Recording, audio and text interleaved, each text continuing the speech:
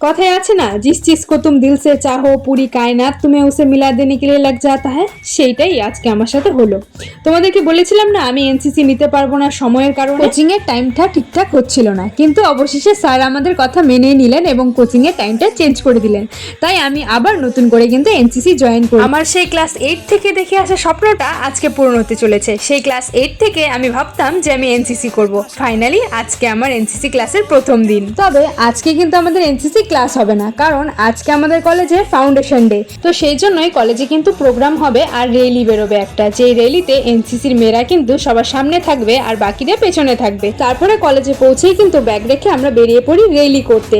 আর যেহেতু আমরা মোবাইল নিতে পারবো না সাথে, তাই একজন এই ভিডিওটা করেছিল, তার থেকে কিন্তু আমি ভিডিওটা চেয়ে নিয়েছি। আর আমাদেরকে কিন্তু এখনো পর্যন্ত এনসিসির ওয়ার্দিটা দেওয়া হয়নি, সেটা আমাদেরকে কয়েকদিন পরে দেবে। তাই যারা যারা ফার্স্ট ইয়ারে আছে তারা সবাই কিন্তু track pant and T shirt পরে গিয়েছিল। তারপরে রেলি করে আসার পর কলেজে কিন্তু প্রোগ্রাম হয়েছিল, আরো অনেক কিছু হয়েছিল, কিন্তু প্রোগ্রামে কিন্তু আমরা ছিলাম না, কারণ এনসিসি রুমে আমাদের একটা বেসিক ক্লাস হচ্ছিল, আমরা সেখানেই ছিলাম, তাই প্রোগ্রামে উপস্থিত থাকতে পারিনি। তাই সেখানকার কোনো রকম ভিডিও কিন্তু আমার কাছে নেই।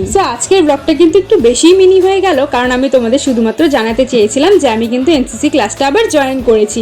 আর তোমাদের মধ্যে অনেকেই আছো যারা আমাকে কলেজে দেখা হলে কিন্তু কথা বলো, আমার কিন্তু এই জিনিসটা ভীষণ ভালো লাগে। তাই এখন থেকে সবাই কিন্তু আমার কলেজে দেখা হলে অবশ্যই কথা বলবে। Thanks for watching.